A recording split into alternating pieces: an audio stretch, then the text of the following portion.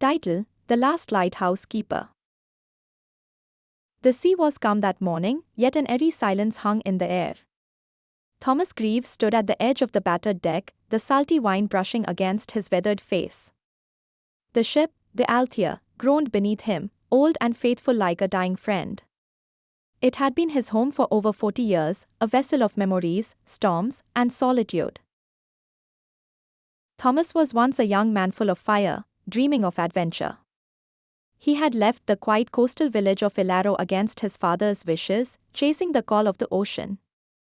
The sea took everything from him eventually: his youth, his hearing in one ear, even his beloved Clara, who waited too long for a man too married to the tides. Now, at 70, he sailed not for glory, but because he had nothing else.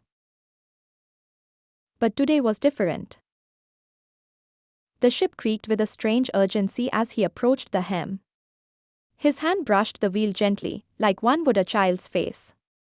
It was the anniversary of the storm, the one that had taken his brother, Matthew.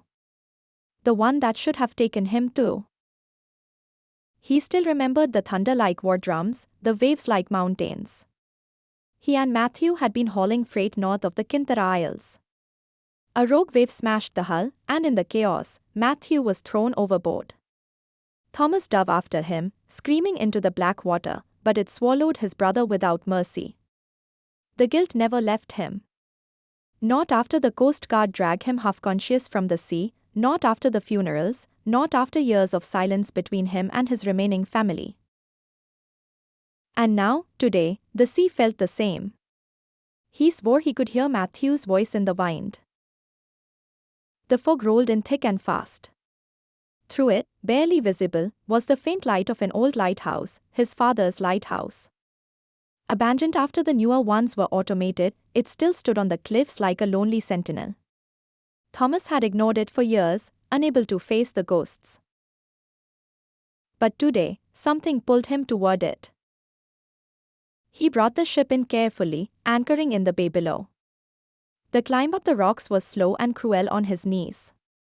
At the top, he stood before the rusted gate. Ivy called around the lighthouse like time itself, but the door creaked open with a familiar sound. Inside, the dust lay thick, and the air smelled of oil and seaweed. The journal was still there, on the desk, his father's. Thomas wiped the cover and opened it. Page after page, faded ink told stories of storms, ships, and the steady light that kept men alive. One entry caught his eye. Matthew is a lot like Thomas. Brave, wild. I pray they'll look out for each other on the sea. It's all I can hope for. Thomas sat down, the tears finally coming.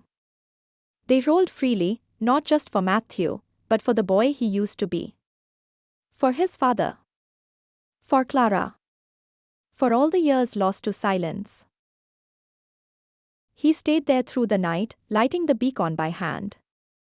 The beam stretched far out to sea, a single light in a sea of darkness. The Althea bobbed in the bay below, her old hull glowing faintly. And for the first time in years, Thomas felt something shift inside him, not peace, not yet. But something close.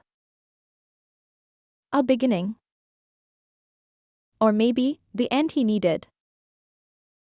Want a continuation or a version with a twist?